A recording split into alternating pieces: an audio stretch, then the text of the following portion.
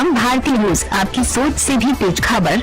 राजनीति के आंगन से जुर्म की दुनिया तक, ग्रामीण इलाकों से शहर की गलियों तक, प्रदेश की हर छोटी बड़ी खबर से करेंगे आपको रूबरू। नमस्कार, मैं कविता भारती, आप देख रहे हैं हम भारती न्यूज। आइए देखते हैं इस वक्त की खबर। हम भारती न्यूज। मंडल ब्यूरो चीफ राजेश्वर सिंह। संभल से खास खबर।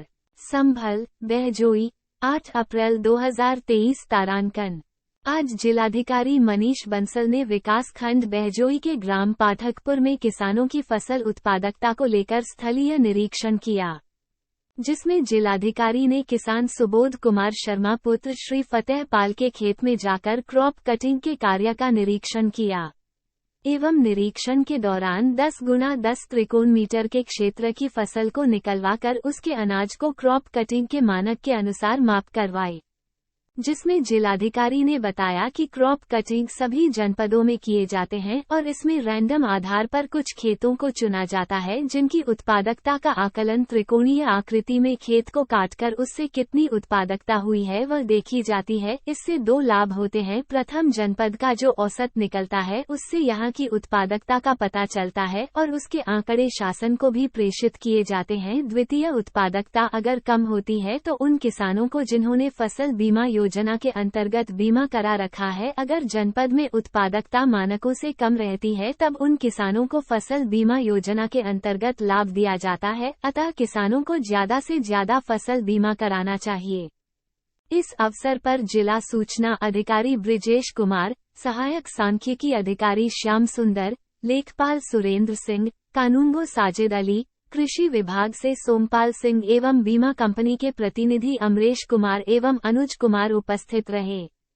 गेहूं क्रय केंद्र सेंटर खोले गए हैं, किस तरह से किसानों को वहाँ सुविधा मिलेंगे सर? देखिए, हमारे पूरे जनपद में अब तक 61 गेहूं क्रय केंद्र खोले जा चुके हैं, जो कि पूरी 3 तहसीलों में विभिन्न स्थानों पर और मंडियों पर खोले गए हैं। इसमें किसानों को अपना जो गेहूं है वो अगर लेकर जाएंगे तो मिनिमम सपोर्ट प्राइस पर उनको अपना गेहूं विक्रय करने में बहुत ही सुविधा मिलेगी।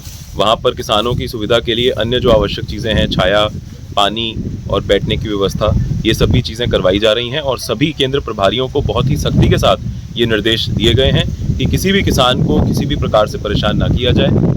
अगर उसके गेहूँ में किसी भी प्रकार का उनको कमी मिलती है, जैसे चाहे वो मॉइस्चर के रूप में हो या अन्य किसी प्रकार की हो, तो उसको भी प्रॉपर उनके रजिस्टर में रिकॉर्ड किया जाएगा, ताकि बाद में हम देख सकें कि किसी वास्तविक कमी के कारण ही गेहूं को रिजेक्ट किया गया है। कोशिश ये की जाए कि अनावश्यक गेहूं को रिजेक्ट ना किया जाए, ताकि किसान को अपने गेहूं का सही मूल्य मिल सके। सर, बिचौलिए जैसे आते हैं और किसानों को परेशान करते हैं, उसके लिए क्या? ये देखिए, अभी इस समय मार्केट में रेट जो है वो MSP से थोड़ा ऊपर ही चल रहा है, तो इसलिए किसान जो हैं अभी ज़्यादातर मार्केट में या मंडियों में ही बेचना पसंद कर रहे हैं। लेकिन अगर हमारे गेहूं क्रय केंद्र पर वो बेचना चाहेंगे तो उसमें किसी भी प्रकार की कोई बिचौलियों की कोई ऐसी स्थिति उत्पन्न नहीं होने दी जाएगी, और अगर कोई इस प्रकार की कोशिश करता है तो उसके खिलाफ आपराधिक मुकदमा दर्ज करके कठोर से कठोर कार्रवाई भी की जाएगी। फसलों को आपने जो निरीक्षण किया है और कटवा के देखा गया है, कितने कुंटल के फसल निकल रहा है, क्या असर पड़ेगा? देखिए, ये क्रॉप कटिंग एक्सपेरिमेंट्स किए जाते हैं सभी जनपदों में, सभी तहसीलों में रैंडम आधार पे कुछ ऐसे खेत चुने जाते हैं जिनका जो उत्पादकता देखी जाती है, वहाँ पर एक त्रिकोणी शेप में खेत को काट के उसमें कितनी उत्पादकता हुई है वो देखा जाता है। इससे 2 फायदे होते हैं। पहला तो ये कि पूरे जनपद का जो एवरेज निकलता है उससे ओवरऑल जो यहाँ की प्रोडक्टिविटी है, जिसके आधार पे विभिन्न आंकड़े भारत सरकार को और प्रदेश सरकार को भेजे जाते हैं, उसकी जानकारी हो पाती है।